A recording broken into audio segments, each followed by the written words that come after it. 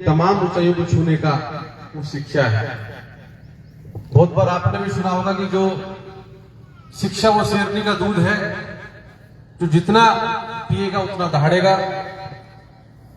आज देश और दुनिया के अंदर जब तक हमारे गांव ग्रामीण परिवेश के बच्चे जाकर उन कुर्सियों पर नहीं बैठेंगे जहां से कानून बनता है और लागू होता है, तब तक मुझे नहीं लगता कि सही मायने में हिंदुस्तान का डेवलपमेंट हो सकता है।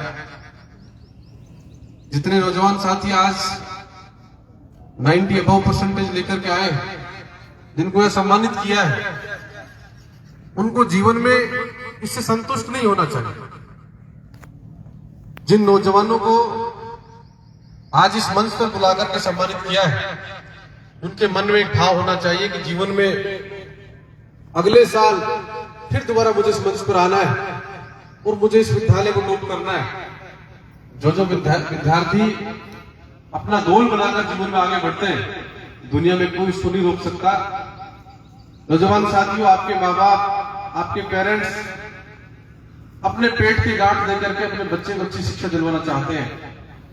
वो सोचते हैं कि जो संसाधनों के अभाव में मैंने सपना देखा था पूरा नहीं कर पाया, लेकिन आज मेरा बेटा और बेटी किसी भी तरीके से संसाधनों के अभाव नहीं है उनके पास में, अच्छे से अच्छे विद्यालय उनको भेजें और जो सपने में पूरे नहीं कर पाया, मेरा बेटा या बेटी पूरा करके मेरा नाम रोशन करेगा। ये कल्पना आपके माँ बाप करते हैं।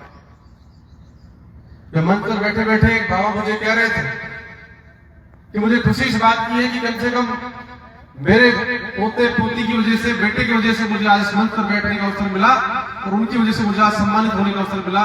उससे बड़ी गर्व की बात उनके लिए नहीं हो सकती कि उनकी जो पूंजी है, जो बच्चे हैं परिवार के, वो अपना नाम रोशन कर रहे हैं। आज इस मंच पर मैं देख रहा था कि लड़कों से ज्यादा हमारी बेटियां सबसे आगे हैं। आपको विशेष रूप से बधाई देना चाहता हूं कि आप लोग बेटों से ज्यादा काम करके भी, और बरसात हुई तो बहुत सारे मेंढक निकल करके आ गए।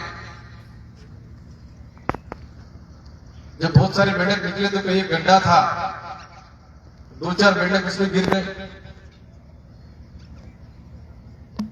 जो 2-4 मेंढक गिर गए तो बाहर जो लोग बचे, उन्होंने ऊपर से देख के कहा कि आप लोग प्रयास मत करो, आप नहीं निकल पाओगे। लेकिन एक दो लोग भी प्रयास करते रहे, उनके चोट भी लग गई। फिर दोबारा ऊपर से कहा कि नहीं, आपसे नहीं हो पाएगा, आप वहीं रहो, आपका खाना वाना वहीं नीचे पहुंचा देंगे, आप नहीं निकल पाओगे। लेकिन एक फिर भी नहीं माना, वो लगातार बदस्तूर प्रयास करता रहा और अपने प्रयास में सफल हुआ और खड्डे से बाहर आ गया। बाहर आया तो सब लोग, जितने लोग ऊपर से मना कर रहे थे, सब उसके नजदीक चले गए। भाई इसको मना कर रहे थे, कैसे निकल गए? जब उसके नजदीक गया तो एक पड़ोसी ने कहा कि तो फलाना का रिश्तेदार है और तो ये तो गूंगा और बहरा है, ना तो सुनता ना बोलता है। अगर वो भी सुनने लायक क्षमता उसमें होती, सुनता, तो वो बाहर रुक जाता, बाहर नहीं निकल पाता। इसलिए आपको अपने गोल को अचीव करने के लिए आपको बहरा बनना पड़ेगा। अपने गोल पे निगाहें रखें, मछली की आंख पर आपकी निगाहें रहे और उस पर निगाहें बनाकर के आप लोग जीवन में आगे बढ़ोगे तो दुनिया में कोई ताकत नहीं जो आपको रोक सके। हम सबको ये कहने वाले बहुत लोग मिलते हैं कि नहीं, आपसे नहीं हो पाएगा। दुनिया का ऐसा कोई काम नहीं है जो आप नहीं कर सकते, तमाम काम कर सकते, बशर्ते कि आपका गोल हो। जब मैं जयपुर पढ़ने गया था तो मुझे भी मेरे कॉलेज के साथियों ने कहा कि नहीं, आप चुनाव नहीं जीत सकते, यहां आपको नहीं प्रयास करना चाहिए। लेकिन जुनून था मन में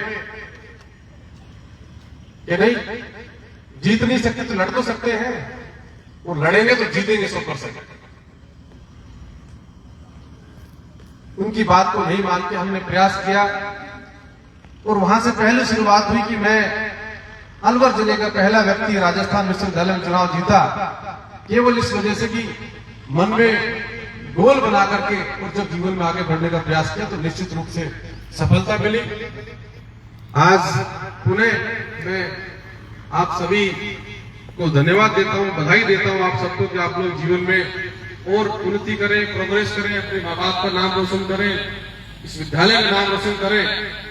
एपीजे अब्दुल कलाम जी ने एक बात कही थी, आप अपना भविष्य नहीं बदल सकते, आप अपना भविष्य नहीं बदल सकते, लेकिन अपनी आदतें जरूर बदल सकते हो। और यकीन मानिए आपकी आदतें आपका भविष्य जरूर बदल सकती है। तो इसलिए जो भी कोई आदतें होती हैं, गलत आदतें होती हैं, उनको छोड़ करके अपने भविष्य की तरफ ध्यान दोगे तो निश्चित रूप से आप सफल होंगे।